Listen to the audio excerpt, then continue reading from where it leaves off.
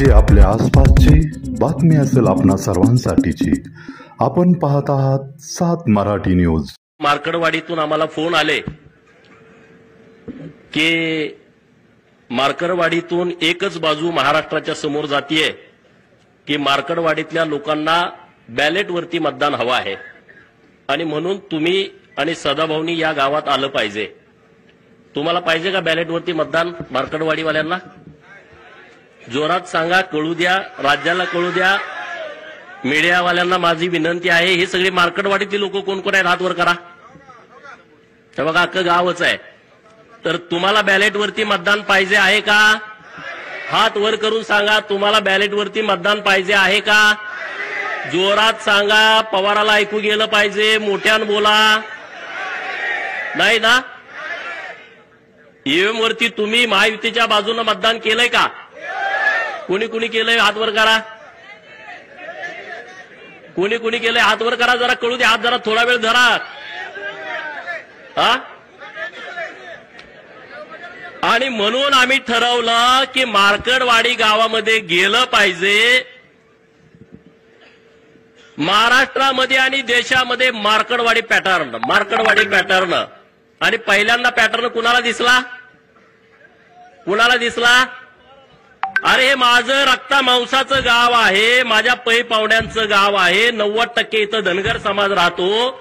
आणि मग माझी जबाबदारी वाढली की अरे धनगरांनाच पुढे काय केलं की म्हणजे या महाराष्ट्रातला धनगर समाज लोकशाहीच्या माध्यमातून जी निवडणूक प्रक्रिया पार पडते त्याच्या विरोधात आहे असं वातावरण करण्याचं महापाप शरद पवारांनी केलं। म्हणून आम्ही मार्कडवाडीमध्ये आज आलोय। अरे 100 शकुनी मेल्याच्या नंतर एक पवार जन्माला आलाय। 100 शकुनी मेल्याच्या नंतर एक शरद पवार जन्माला आलाय। याचं डोकं बघा की धनगर समाज हा कायदा मानत नाही, धनगर समाज हा लोकशाही मानत नाही। अरे 100 गावात या विधानसभा मतदारसंघामध्ये माझ्याच मार्कडवाडीला का पुढे केला? आणि म्हणून मी आणि सदाभाऊ इथं तुमच्या गावामध्ये आलो आहे। अरे या हिंदुस्थानातला धनगर समाज हा लोकशाहीला मानतो। या भारताच्या नवनिर्मितीमध्ये धनगरांचा सिंहाचा वाटा आहे। जी संसद भवन आज दिल्लीमध्ये डोमानं उभी आहे, जे राष्ट्रपती भवन दिल्लीमध्ये उभा आहे आणि त्या सगळ्या जमिनी आहेत त्या होळकरांच्या रायसोनी गावामध्ये उभ्या आहेत। अरे ही लोकशाही मजबूत करण्यासाठी या होळकरांचा सिंहाचा वाटा आहे आणि म्हणून पवारांचा डाव लाथानं उधळून टाकण्यासाठी आज आम्ही तुमच्या समोर आलो आहे। बरोबर आहे की चुकीचं आहे? हा का रे बाबा? पहिल्यांदा आम्ही राजीनामा देणार, दे की तुझ्या लेकीचा, ते लेकीचा राजीनामा। 4-5 महिन्यापूर्वी लोकसभेच्या निवडणुका झाल्या, 1 लाख 1.5 लाखांना निवडून आली आहे। दे तुझ्या त्या कर्जत जामखेडच्या नातबाचा 1100 मतांनी निवडून आलाय। दे त्या जयंत पाटलाचा, परवा आला होता ना जयंत पाटील इथं, तोंडावरती साथी आसरा घेऊन आला होता ना, दिसायला देखना राजबिंडा, तितकाच कपटी, तितकाच नीच, तितकाच जातीवादी। दे ना त्याचा राजीनामा, या तिघांचा राजीनामा द्या आणि ईव्हीएमचं आंदोलन सुरू करा। आणि राहुल गांधींनी त्यांनी स्वतःचा आणि त्याच्या बहिणीचा देऊ दे ना राजीनामा आणि मग या आंदोलनामध्ये येऊ दे ना। बरोबर आहे की चुकीचं आहे? बरोबर आहे काय चुकीचं आहे? अरे एका आमच्या आनंदराव देवकाते साहेबांनी राजीनामा दिला, अजूनपर्यंत त्या घराला आमदारकी मिळाली नाही। मिळाली का सांगा? मिळाली? तुम्ही बळीचे बकरी आम्हाला करता। अरे तुम्ही व्हा ना, तुम्हाला बिरोबाला कापतो ना आम्ही माजलेल्यांना, बरोबर ना? आपण बिरोबाला कुणाला कापतो? बोकाड, ते कुठलं बोकाड कापतो? 10-12 बोकड आपल्याकडे असते, कुणाला कापतो? बकरी आपल्याकडे 100 असते, पण त्यातल्या एकालाच काय कापतो? कारण ते माजलेलं असतं।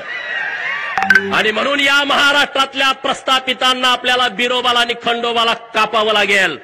कापायचं की नाही कापायचं?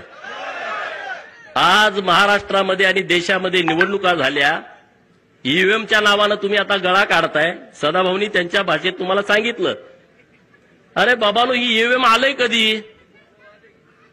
तुम्ही त्याच्यानंतर 2 वेळा केंद्रामध्ये सत्ता भोगली, 2009ला हे शरदचंद्रजी पवार या माढा लोकसभा मतदारसंघातून ईव्हीएम वरती निवडून गेले की नाही गेले सांगा? 5 वर्ष तुमचे प्रतिनिधी होते. तुमच्या गावात किती वेळा आलते? मार्कडवाडीमध्ये किती वेळा आलते? जरा जोरात कळू द्या. म्हणजे संधी साधायचा असला का हा माणूस कुठे येतो बघा. तुमचा प्रतिनिधी होता तेव्हा हा माणूस तुमच्या गावात आला नाही, एकदा पण आला नाही. अरे तुमच्याच गावात काय, या माढा लोकसभा मतदारसंघामध्ये शेकडो गावात हे कधी गेले नाहीत आले. यांना तुमचं काही देणं घेणं नाही आहे. त्यांचं कसं आहे, आमच्याच कोंबड्यानं बाग दिली पाहिजे आणि मगच उजाडलं पाहिजे. हा जो गेल्या 50 वर्षापासूनचा प्रयोग सुरू आहे तो प्रयोग आता त्यांचा कोंबडा देवाभाऊनी कापून खाल्लेला आहे. बरोबर, त्यांचा आता कोंबडा ओरडू शकत नाही आणि त्यामुळे त्यांच्या तळपायाची आग मस्तकात गेलेली आहे. आणि म्हणून ठरवलं की आपल्या लोकांशी जाऊन बोललं पाहिजे. समोर जे आंदोलन करतायत त्याही भावांना माझी विनंती आहे, अरे तुम्ही चुकीचा पायंडा पाडायला लागलाय. कुणासाठी तुम्ही आंदोलन करताय? कसलं आंदोलन करताय? अरे जर समाजाचं आंदोलन असतं, आम्ही सरकारचा विचार केला नसता, आम्ही तुमच्या बाजूने ठामपणे उभं राहिला असतो. आज जे मार्कडवाडीतून जे आंदोलन उभा करताय ना, हे सरंजाईशाही, हे मोहिते असतील, हे पवार असतील, यांना वाटतंय की आम्हीच या लोकांना गुलाब बनवून आम्हीच इथले राजे आहोत लोकशाहीतले सुद्धा. अरे डॉक्टर बाबासाहेब आंबेडकर साहेबांनी जेव्हा संविधान आणलं ना, तेव्हा राजे आणि पोतराजे एका लेवलला आणून बसवले, यामध्ये फरक ठेवला नाही. आणि तुम्ही आता लोकशाहीमध्ये गेली अनेक वर्ष या महाराष्ट्राच्या सत्तेमध्ये ठाण मांडून होता आणि आता तुम्ही बाजूला झाल्यानंतर तुम्हाला वाईट वाटतंय. तुमच्या पोटामध्ये कळा उठतेत. तुमच्या पोटात किती जरी कळा उठल्या तर देवाभाऊ नावाचा डॉक्टर आलाय, चुन्याची गोळी देऊन तुम्हाला बरं करताय. तुम्ही आता टेन्शन घेऊ नका. ईव्हीएम वरती घोटाळा होतोय. अरे माझं 2019ला मी बारामतीमध्ये उभा होतो, माझं डिपॉझिट जप्त झालं, मी भारतीय जनता पार्टीचा उमेदवार होतो. ईव्हीएम मध्ये जर घोटाळा असता तर माझं डिपॉझिट गेलं असतं का? तुम्ही साधा विचार करा, गेलं असतं का सांगा? जरा तरी जवळ आणून चिटकवलं असतं का नसतं? हा, जरा तरी जवळ. अरे 2024च्या लोकसभेमध्ये तुमचे 31 खासदार निवडून आले, तेव्हा ह्यांची स्टेटमेंट काय होती पवारांची? महाराष्ट्र आणि महायुतीचा सुपडा साफ केला. बघा पेपर काढून, बघा युट्यूबवरती बातम्या काढून. महाराष्ट्राची जनता माफ करणार नाही, त्यांनी तुम्हाला हद्दपार केलं. 4 महिन्यापूर्वी यांची स्टेटमेंट.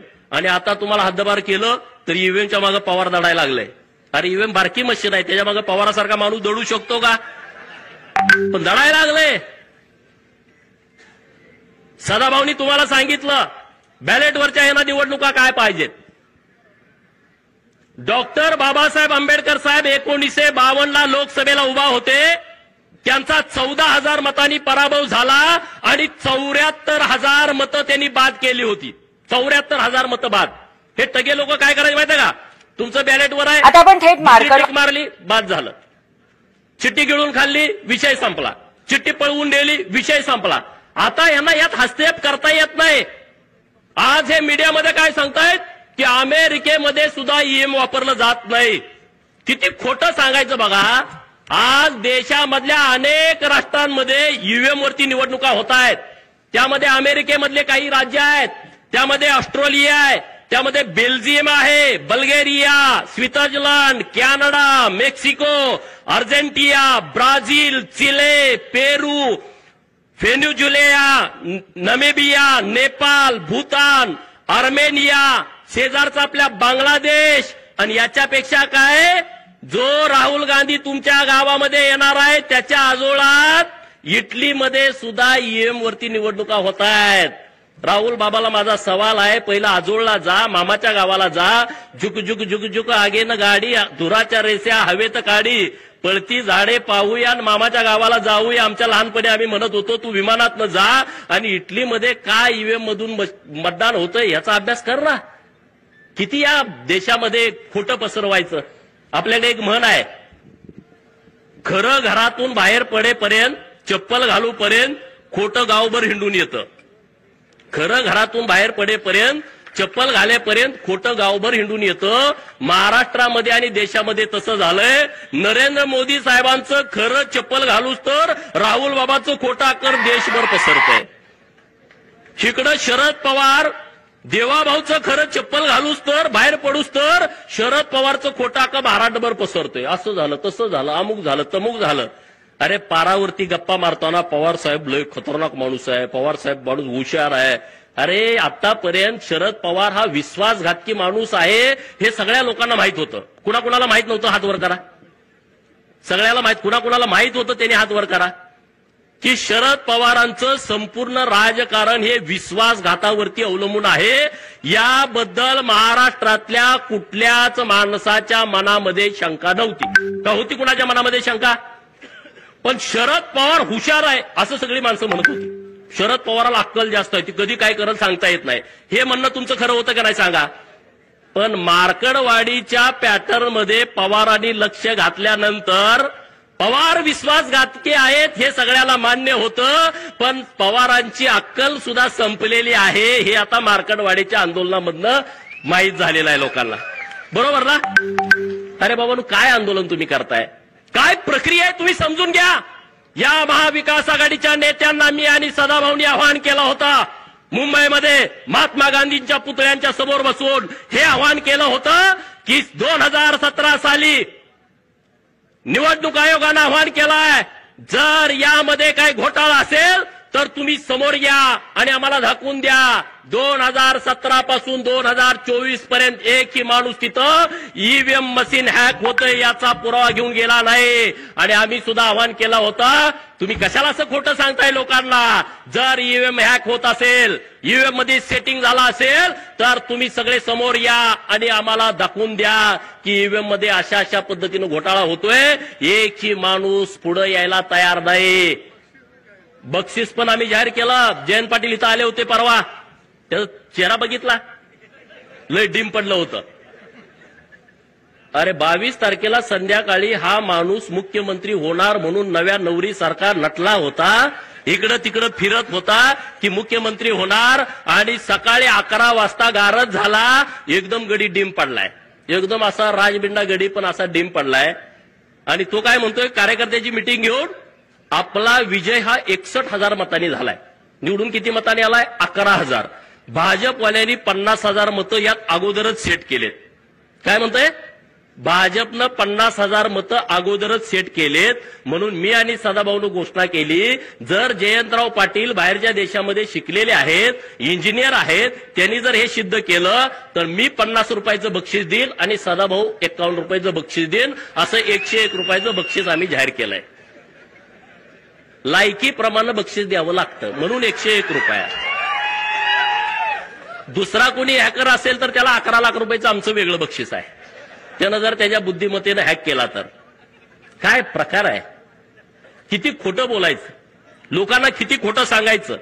जयंत पाटलांना ही प्रक्रिया माहित नाही ईव्हीएमची, शरद पवारांना ही प्रक्रिया माहित नाही. मी आवाहन करतो मार्कडवाडीतून शरद पवारांनी राष्ट्रवादी काँग्रेसच्या खासदारांचं, राष्ट्रवादी काँग्रेसच्या आमदारांचं एक प्रशिक्षण घ्यावं आणि या देशामध्ये निवडणुका कशा होतात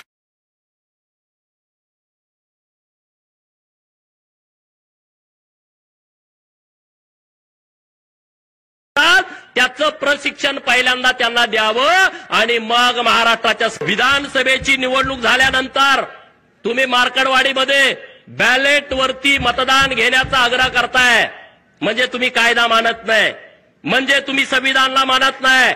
शरद पवाराचा हम करे सो कायदा सुरू आहे, ते देशामध्ये संविधानाला मानत नाहीत. अरे साधं गणित आहे. लोकप्रतिनिधी अधिनियम आहे 1951, कलम 19A, कलम 20 आणि कलम 20A काय म्हणताय की या देशामध्ये निवडणूक घेण्याचा अधिकार फक्त इलेक्शन कमिशन ऑफ इंडियाला आहे किंवा त्यांच्या लोकांना आहे. याच्या व्यतिरिक्त दुसरा माणूस निवडणूक घेऊ शकत नाही. म्हणजे दुसऱ्या त्यांच्या मशिनरीला, म्हणजे कोणाला? कलेक्टरना लोकसभेची निवडणूक, प्रांतांना विधानसभेची निवडणूक, बीडीओ आणि तहसीलदारांना पंचायत समिती आणि जिल्हा परिषदची निवडणूक घेण्याचा अधिकार आहे. दुसऱ्या कुठल्याही माणसाला ही निवडणूक घेता येत नाही. एवढं साधं जर शरद पवारांना कळत नसेल तर एवढा इतके वर्ष महाराष्ट्र यांच्या ताब्यात होता, मग ह्यांनी राख रांगोळी महाराष्ट्राची केली का नाही केली सांगा तुम्ही. एवढं जर यांना कळत नसेल हे समजून सांगा गावातल्या लोकांना. निवडणुकीच्या अगोदर एफएलसी केली जाते, फर्स्ट लेवल चेकिंग. एफएलसी म्हणजे काय आहे? त्या ज्या सगळ्या ईव्हीएमच्या मशिनी आहेत ना, त्या मशिनी सोलापुरात, त्या मशिनी सांगलीत, त्या मशिनी साताऱ्यात, त्या पुण्यात जिल्ह्याच्या ठिकाणी असतात गोडाऊनमध्ये. तिथं प्रत्येक पक्षाचा प्रतिनिधीला बोलवलं जातं. भाजपा, राष्ट्रवादी, शिवसेना, उद्धव सेना, शरद पवारची राष्ट्रवादी, काँग्रेस, छोटे पक्ष, बसपा असेल, माकप असेल, सेकाप असेल, रासप असेल, रिपाई असेल, रयत संघटना असेल, या सगळ्या पक्षाच्या प्रतिनिधीला बोलावलं जातं आणि तिथं फर्स्ट लेवल चेकिंग केलं जातं. म्हणजे काय केलं जातं? तुमच्या विधानसभा मतदारसंघामध्ये जेवढ्या मशिनी आहेत, जेवढे बूथ आहेत, त्या मशिनीपैकी 1% मशीनवरती 1200 मतदान पोलिंग करून घेतली जातात. किती? 1200 मतदान तुमच्या समोर. आणि मग ते चेक केलं जातं हे 1200 मतदान पडले का. परत 2% मशिनी त्यातल्या घेतल्या जातात, त्यामध्ये 1000 मतदान चेक केलं जातं. 1000 वेळा मतदान द्यायचं आणि ते चेक करायचं त्यालाच दिलंय का. आणि मग तिसऱ्या वेळा परत 2%, त्यामध्ये 500 मतदान द्यायचं. हे 2%, 2% आणि 1%, 5% झालं. आणि राहिलेल्या सगळ्या मशिनीवरती एका मशीनमध्ये 16 उमेदवार असतात, त्या प्रत्येक मशिनीवरती 6 प्रत्येक उमेदवाराला मतदान द्यायचं आणि ते चेक करायचं. हे चेक त्यांच्या समोर करायचं आणि त्यांनी सह्या करायच्या सगळ्या प्रतिनिधीने. आणि मग जेव्हा ही मशीन आपल्या गावात येते ना बूथवरती, तिथं आल्यानंतर आपल्या सगळे आपण मतदान प्रतिनिधी असतो, त्यांच्या समोर प्रत्येक मशीनवरती 50 मतदान करून घ्यायचं. किती? येड्यात कुणाला काढताय? अरे आमचा मेंढका सुद्धा हुशार झाला पवाराच्या पार्टीच्या लोकांनो. मेंढक्याला सुद्धा अक्कल आली. अरे उद्या आमचा मेंढका जर आमदार झाला तर तुमच्यापेक्षा चांगलं काम करू शकतो. पण तुम्ही लोकांची दिशाभूल करताय, लोकांना फसवताय, लोकांना खोटं सांगताय. पवारांना माझं आव्हान आहे, मार्कडवाडी पॅटर्न पवारांना का जवळचा वाटतोय. मी मीडियामध्ये पण सांगितलं, पवारांना अट्रॅक्शन मार्कडवाडीचं का आलं, राहुल गांधीला अट्रॅक्शन मार्कडवाडीचं का येत आहे, तर त्याचं कारण मित्रांनो वेगळं आहे. नानाभाऊ आपले यायला लागलेत पाणी करायला. त्यांचं काय वेगळं गणित आहे की या देशातली जनता नरेंद्र मोदी साहेबांना परत 2029ला पंतप्रधान करणार आहे. तुमचं काय मत आहे? तुमचं काय मत आहे? हे लोकमत आहे, बरोबर की नाही बरोबर? नरेंद्र मोदी साहेब परत 2029ला पंतप्रधान होणार आहेत. आता देवाभाऊ 5 वर्षासाठी महाराष्ट्रात मुख्यमंत्री झाले. किती जरी तुम्हाला वाईट वाटलं तर आता त्याला नाइलाज आहे. पवारांच्या पार्टीचं जातीवाद्यांचं म्हणणं काय होतं महाराष्ट्रातल्या माहित आहे का? महाराष्ट्रात महायुतीचं सरकार यायला नाही पाहिजे. बघा पहिली यांची इच्छा मोहितेंची काय, महाराष्ट्रात महायुतीचं सरकार नाही आलं पाहिजे. महाराष्ट्रात जर महायुतीचं सरकार आलं तर भाजपचा मुख्यमंत्री झाला नाही पाहिजे. दुसरी इच्छा. तिसरी इच्छा काय, जर भाजपचा मुख्यमंत्री झाला तर देवाभाऊ झाला नाही पाहिजे. अरे आमचा मसोबा, बिरोबा, खंडोबा, धुळोबा, माकुबाई, नीनाबाई ही सगळे आमचे देव जागे आहेत रे. तिथला बहुजन जागा आहे गावगाड्यातला. गावगाड्यातल्या लोकांनी डोळं उडून बघितलं की बाबानो हे देवाभाऊच का लागतंय, नरेंद्र मोदी साहेब का पाहिजे. ईव्हीएम हॅक केली, ईव्हीएम हॅक केली. होय ईव्हीएम हॅक केली दिवाण सर, पण कुणी केली? लाडक्या बहिणीने हॅक केली. 1500 रुपये माझ्या बहिणीला दिले. सुप्रिया सुळे काय म्हणाल्या, 1500 रुपयात काय होतंय? बातमी बघितली होती ना टीव्हीवरती. 1500 रुपयात काय होतंय? मी सांगितलं, चॅनेलवाल्यांनी मला विचारलं ताई असं बोलतात की 1500 रुपये काय होतंय. मी त्या चॅनेलवाल्यांना सांगितलं हे 1500 रुपये मुंबईमध्ये ताज हॉटेलला बसून 1500 रुपयाची कॉफी पिणाऱ्यासाठी नाही. हे 1500 रुपये ट्रायडंट हॉटेलला 1000 रुपयाचा चहा पिणाऱ्यासाठी नाहीत. 2-3 लाखाचा गॉगल घालणाऱ्यांच्यासाठी हे अजिबात नाही आहे. ज्यांच्याकडे 1.5-2-3 लाखाची पर्स आहे अजिबात नाही. ज्यांच्या पायामध्ये 1.5 लाखाचा, 50,000चा, 1 लाखाचा उंची सँडल आहे त्यांच्यासाठी नाही. लिपस्टिक वाल्यांच्यासाठी नाही. हे कुणासाठी आहे? मार्कडवाडीमध्ये जी माझी बहीण रानामध्ये काम करते आणि तिच्या अंगामध्ये ताप आला, कणकणी आली, थंडी आली आणि तिच्याकडे 50 रुपये इंजेक्शनासाठी नाही, त्या माझ्या बहिणीसाठी ही योजना आहे.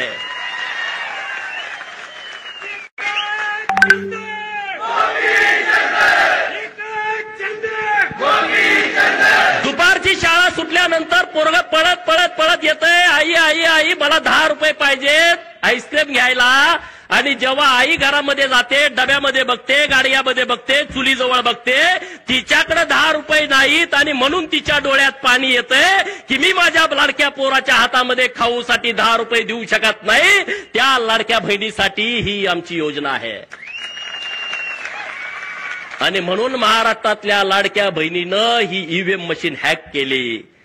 या महाराष्ट्रातल्या ओबीसीनं 346 जाती असणाऱ्या ओबीसीनं, भटक्या विमुक्तानं, या महाराष्ट्रातल्या लोकांनी ईव्हीएम मशीन हॅक केली. सगळी मतं ही महायुतीच्या बाजूने दिली. या महाराष्ट्रातला गरीब मराठा ताकदीनं देवाभाऊंच्या पाठीमागे उभा राहिला, त्यानं ही मशीन हॅक केली. मित्रांनो, गावातल्या कोतवालाला जाऊन भेटा. 7,500 पगार वाढवला, परत 10% वाढवला. कोतवालाच गावात संबंध किती असते तुम्हाला माहित आहे? कोतवालाच्या पुढे कोण जाते का? नाहीतर उतारा उलटा पालटा करून टाकते. या महाराष्ट्रातल्या कोतवालांचा 7,500 पगार वाढवला. त्या कोतवालांनी आमच्या बाजूने मतदान केलं, त्यांनी ईव्हीएम मशीन हॅक केली. गावातल्या पोलीस पाटील इथं कोण आहे का? पोलीस पाटील 8,500 मानधन वाढवलं या महाराष्ट्रातल्या पोलीस पाटलांचं. मग police Patil EVM machine hack करायचं सोडल का सांगा? 5 वर्ष आंदोलन करत आम्हाला हे द्या आम्हाला द्या, कुणी काय दिलं नाही. देवाभाऊनी 8,500 वाढवून टाकले. पोलीस पाटलाला पै पाहुणे नातेवाईक असते की नाही? पाटील गावात रुबाबदार असते, दिलं नसतंय काम पाटलाचं. पाटलाच्या नातेवाईकांनी मशीन हॅक करून टाकली. सगळे महायुतीच्या बाजूने मतदान करून टाकलं की नाही टाकलं सांगा? होमगार्ड पोरं आंदोलन करतेत, 180 दिवस आम्हाला काम द्या आणि आमच्या मानधनात दुप्पट वाढ करा. कधीच कुणी केली नाही. देवाभाऊने केली, दुप्पट वाढ करून टाकली. पोलीस ड्रेसमध्ये असणारा माझा होमगार्ड भाऊ खुश झाला, त्यानं ईव्हीएम मशीन हॅक केली. 1 रुपयामध्ये विमा. त्या द्राक्ष बागायतदार शेतकऱ्याला विचारा, त्या डाळिंब बागायतदार शेतकऱ्याला विचारा, त्या ऊसवाल्याला विचारा, त्या कापूसवाल्याला विचारा. 1 रुपयामध्ये विमा. अरे शेतकरी खुश झाला. 0 लाईट बिल, शेतकरी खुश झाला. मी विचारलं शेतकऱ्यांना प्रचाराला गेल्यावर, किती वीज बिल होतं तुमचं? म्हणला 5 लाख. घेतल्यापासून भरलंच नाही. 3 लाख, 2 लाख. मग तो काय पवारच्या बाजून मतदान करेल का? सांगा ना. ज्याचं लाईट बिल 3 लाख, 4 लाख, 5 लाख माफ झालं, तो पवारांच्या बाजूने मतदान करेल का? नाही करणार. त्यानं ईव्हीएम मशीन हॅक केली. ही बोंबलत सुटले ईव्हीएम मशीनच्या नावानं. ह्या लोकांनी मशीन हॅक केली. मित्रांनो, या राज्यामध्ये पहिल्यांदा मेंढपाळाला चराई भत्ता द्यायचा निर्णय सरकारनं घेतलाय. जातोय ना मेंढराकडं, फॉरेस्टवाला म्हणतोय तुला येऊ देत नाही. म्हणलं राहू दे, येऊ देत नाही तर पैसे दे रान घ्यायला. आणि सरकारनं निर्णय केला, एका मेंढपाळाला एका महिन्याला 6,000 रुपये, 4 महिन्याचे 24,000 रुपये. त्या मेंढक्यानं ईव्हीएम मशीन हॅक केली. महाराजा यशवंतराव होळकर महामेश योजना आली आहे, त्या मेंढक्याला त्याचा लाभ होतोय. त्यानं तुमची ईव्हीएम मशीन हॅक केली आहे. या महाराष्ट्रातल्या गरीबाची पोरं प्रत्येक जिल्ह्याला 100 मुलं मराठा समाजाची, 100 मुली मराठा समाजाच्या हॉस्टेलला राहत आहेत. 100 मुलं ओबीसीची, 100 मुलं ओबीसीच्या मुली. त्या हॉस्टेल चालू केली. त्यांच्या आई वडिलांनी ईव्हीएम मशीन हॅक केली आहे. ही ईव्हीएम मशीन त्यांनी हॅक केलेली आहे. या महाराष्ट्रातल्या सगळ्या मुलींचं उच्च शिक्षण सरकारनं मोफत केलं. मेडिकलचं, इंजिनिअरिंगचं, B.Pharm, D.Pharm. त्या मुलीच्या आई वडिलांनी, आजोबांनी, पंजोबांनी ही ईव्हीएम मशीन हॅक केली की नाही सांगा?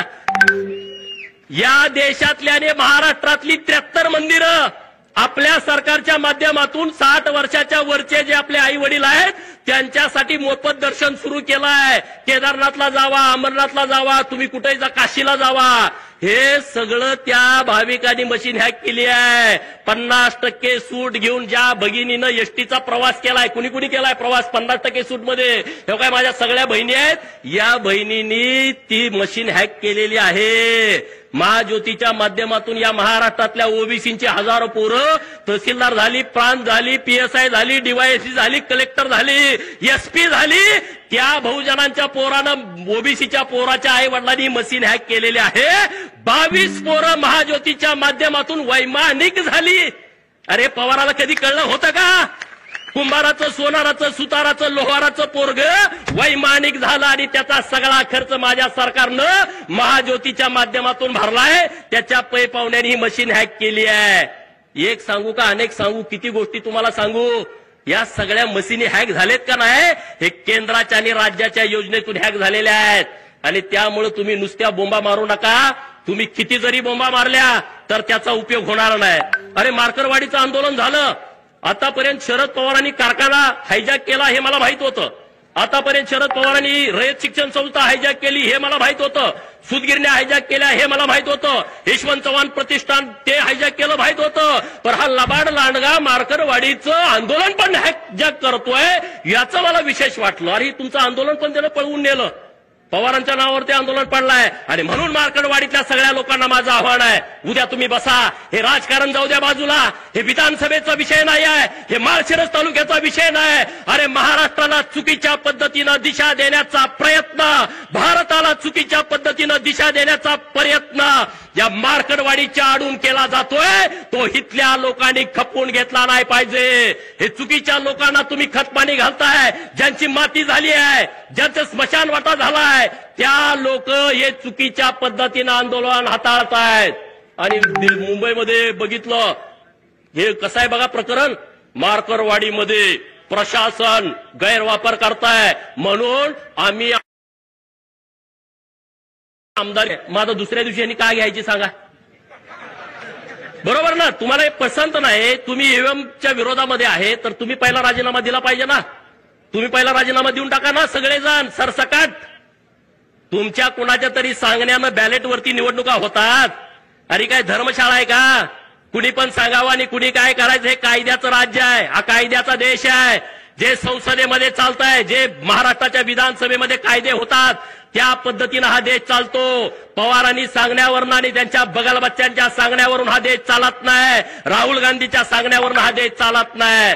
ज्यांना ही प्रक्रिया मान्य नसेल त्यांनी राजीनामे द्या आणि मग तुम्ही आंदोलन सुरू करा. नुसतं करंगळी कापून शहीद झाल्याचा आव आणू नका. ज्यांना कोणाला द्यायचं आहे ना, आज दिल्लीमध्ये तिथं सुप्रिया सुळेंनी ओम बिर्ला साहेबांना जाऊन भेटावं अध्यक्षांना आणि तिथं तात्काळ राजीनामा द्यावा. ईव्हीएम वरती माझा विश्वास नाही आणि म्हणून मी राजीनामा देत आहे आणि मी माझ्या बाबाच्या सोबत आंदोलनात उडी घेत आहे. राहुल गांधी आणि प्रियांका गांधींनी ओम बिर्ला साहेबांना भेटावं आणि डायरेक्ट राजीनामा द्या ना. मीडियाच्या समोर काय राजीनामा देत आहे? आणि रोहित पवार, जयंत पाटील यांनी उद्याच्या उद्या कालच राहुल नार्वेकर साहेबांचे अध्यक्ष म्हणून निवड झालेली आहे, त्यांच्याकडे पहिल्यांदा जाऊन राजीनामा द्यावा. जर उद्या यांनी राजीनामा दिला नाही तर परत ईव्हीएमच्या विरोधात थोबाड उचकायचं नाही. बरोबर ना? बरोबर का चूक आहे? तुम्हाला करायचंय तर खरंच करून टाका ना. नाटक कशाला करताय? नाटक करू नका. तुम्हाला जे काम करायचंय ते तुम्ही एकदम बिनधास्त करा. मला एका मित्राचा सकाळी मेसेज आला आणि त्यानं असं त्यामध्ये लिहिलं होतं, मला महाराष्ट्रात मविआचे सरकार येईल अशी पवारांना होती आशा. महाराष्ट्रामध्ये मविआचं सरकार येईल अशी पवारांना होती आशा, परंतु मार्करवाडीकरांनी त्यांच्या तोंडात घातल्या माश्या.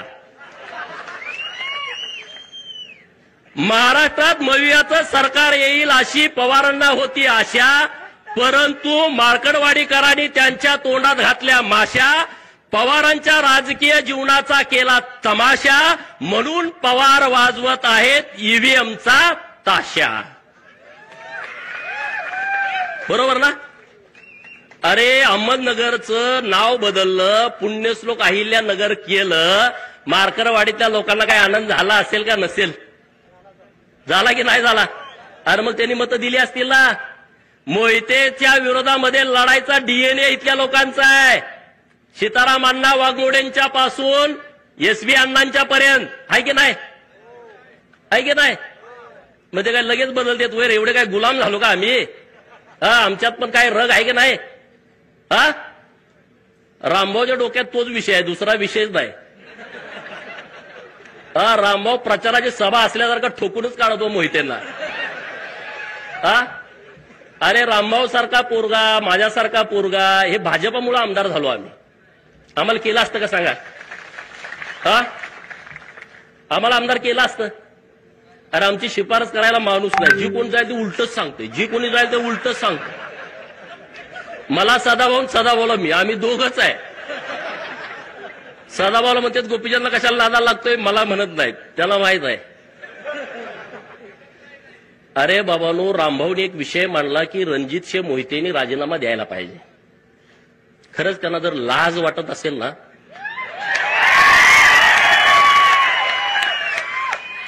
अरे आपण ज्या देवाभाऊंच्या मुळे माणसात आहोत, जेलमध्ये तुम्ही असता, त्या देवाभाऊंच्या अडचणीच्या काळामध्ये तुम्ही लोकसभेला आणि विधानसभेला विरोधामध्ये गेला.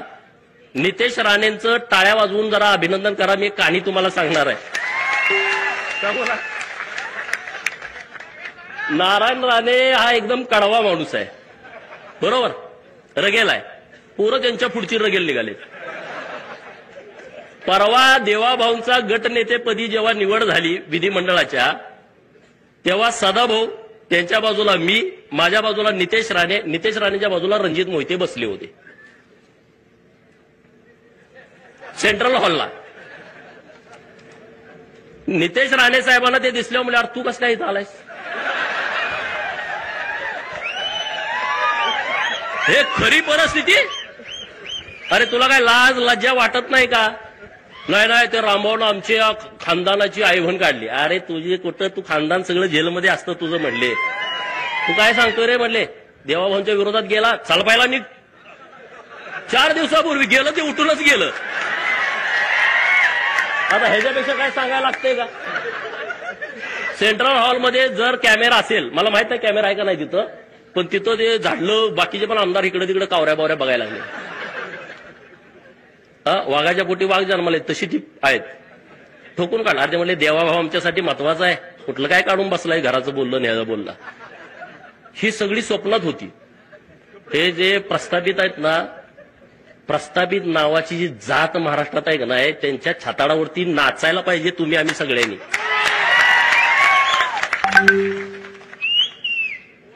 नाचायला पाहिजे का नाही पाहिजे? त्यांना असं वाटत होतं की आता आपलं कोणतं सरकार येतंय ना, आम्ही असं करून तसं करू. आता इतकी मऊ आलेत. जयंत पाटलाचं कालचं सभागृहातलं भाषण ऐकलं का? 2019ला देवाभाऊंना पुन्हा येईन ह्याच्यावरती असा डिवचत होता, होता का नाही? आणि काल स्वतःसारखा मऊ.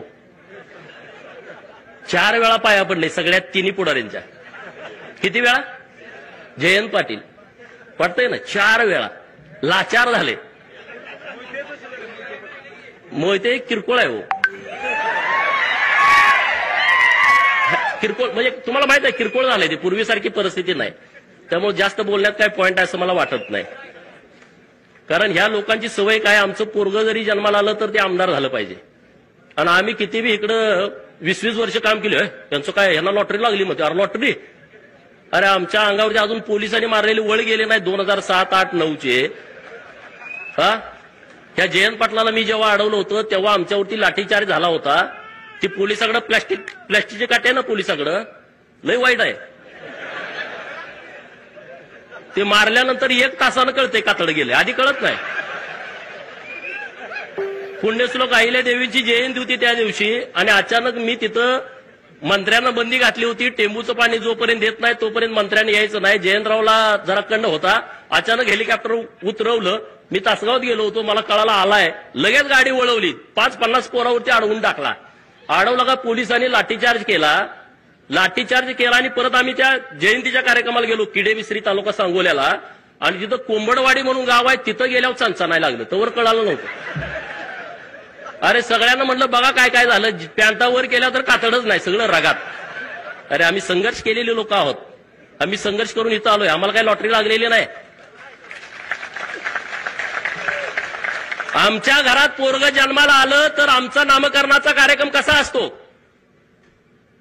पोरग पाळण्यात ठेवतेत, आमच्या आया बहिणी गोळा होते. कुणी गोविंद म्हणा, कुणी गोपाळ म्हणा, कुणी गोविंद म्हणा, कुणी गोपाळ म्हणा, कुर्र करून त्याचं नाव ठेवतात, बरोबर. मोहितेच्या घरात असं नाही, कुणी गोविंद म्हणा, कुणी गोपाळ म्हणा. तिथं पाळण्यात ठेवल्यामुळे कुणी आमदार व्हा, कुणी खासदार व्हा. काय? कुणी आमदार व्हा, कुणी खासदार व्हा, कुठल्याही पार्टीत जावा, बेईमान राहावा, पण आमदार खासदार व्हा. त्यात नाही जमलं तर जिल्हा परिषदचा अध्यक्ष व्हा, जिल्हा परिषदचा सभापती व्हा, झडपीचा मेंबर व्हा, पंचायत समितीचा मेंबर व्हा, लय झालं तर मग तिथं सरपंच व्हा, पण सुट्टी देऊ नका. माझी भाजपला सुद्धा विनंती आहे, ज्यांनी गद्दारी केली आहे 2024ला आपल्या पडत्या काळामध्ये, त्यांना पायताना जवळ सुद्धा उभा करू नका. एकट्या मोहित्यांचा विषय नाही. महाराष्ट्रात ज्याने आपला लाभ घेतला, आपला गैरफायदा घेतला, त्यामुळे तुम्ही रामभाऊ चिंता करू नका. तुमचा योग्य सन्मान भारतीय जनता पार्टीच्या माध्यमातून होईल. यासाठी मी आणि सदाभाऊ माननीय देवाभाऊंना जाऊन भेटेन, चिंता करू नका अजिबात. आणि आपण काय काळजी करायची, आपला काय बाप आमदार खासदार होता का? अरे तुमचा तर बाप ऊसतोड मजूर होता. माझी आई मी तुमच्या समोर बोलत असताना शेतात राबतेय, सदाभाऊची आई शेतामध्ये राबतेय. आपलं नुकसान होणार आहे काय? आपला काय कारखाना आहे का, सुतगिरणी आहे का, बँक आहे का, आपल्यावर लोन आहे? काय नाही. आपल्याकडे कापड आणि गाडी सोडून काही नाही. काय चिंता करायचं आहे? त्यामुळं कुठल्याही प्रस्थापिताच्या छताडाला धरायला आम्हाला कधीच काय भीती वाटत नाही. आणि आम्ही छताड धरतोय, तुमच्यासाठी धरतो. आमचं वैयक्तिक काय नाही त्यांच्यासाठी, आमचं वैयक्तिक तिथं काय अडकलेलं नाहीये. आणि म्हणून आज ईव्हीएमच्या बाबतीमध्ये जो खोटं अरे लोकांना ती खरं वाटायला लागलं. आता मला कुलाळवाडी नावाचं गाव आहे, 11 मतं विरोधात पडलीत, मग तिथं काय ईव्हीएम घोटाळा झाला? अरे मला मानणारी, भाजपला मानणारी, देवाभाऊला मानणारी लोक आहेत त्या गावातली, नुसती 11 मतं विरोधात गेली 1100 पैकी. अशी कितीतरी गाव आहेत महाराष्ट्रामध्ये. वन साइड सगळं मतदान झालेलं आहे. अरे या महाराष्ट्रातल्या जनतेचा विचार करणारा माणूस जर मुख्यमंत्री होणार असेल तर लोक पवारांना मतं देतील का? लोक विरोधकांना मतं देतील का? अरे देणार नाहीत. या महाराष्ट्रातल्या गोरगरिबांचा, उपेक्षितांचा, अपमानित लोकांचा नेता देवाभाऊ आहे. या महाराष्ट्रातल्या प्रस्थापितांचा कर्दन काळ आहे. या महाराष्ट्रातल्या विस्थापितांची काळजी घेणारा नेता आहे. आणि हा नेता महाराष्ट्राच्या सत्तेमध्ये यावा म्हणून गावगाड्यातल्या लोकांनी मतदान केलाय. गावगाड्यातल्या लोकांनी मतदान केलाय. गावगाड्याची काळजी घेणारा नेता आहे.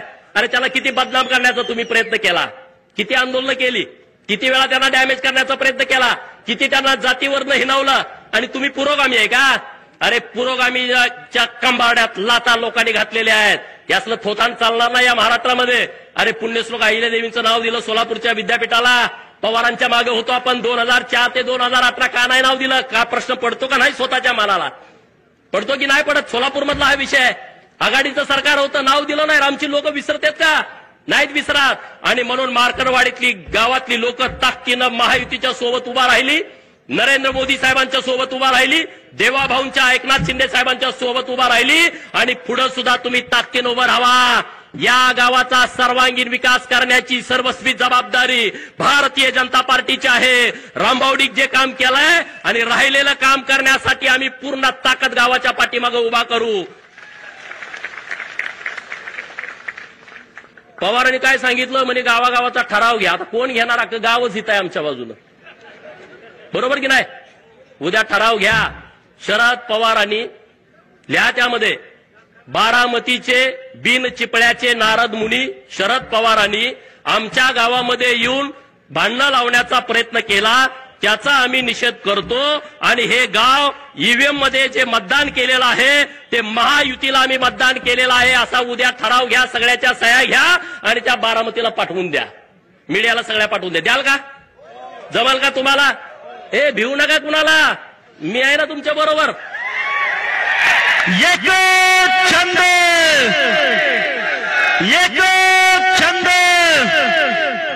अरे मला किती वेळा म्हणते हाणतो, तोडतो, मारतो. काय तोडलंय का? हे प्रस्थापित नावाची जात सगळ्यात जास्त भित्री असते, सगळ्यात भित्री. ती वापर कुणाचा करते? प्रशासनाचा.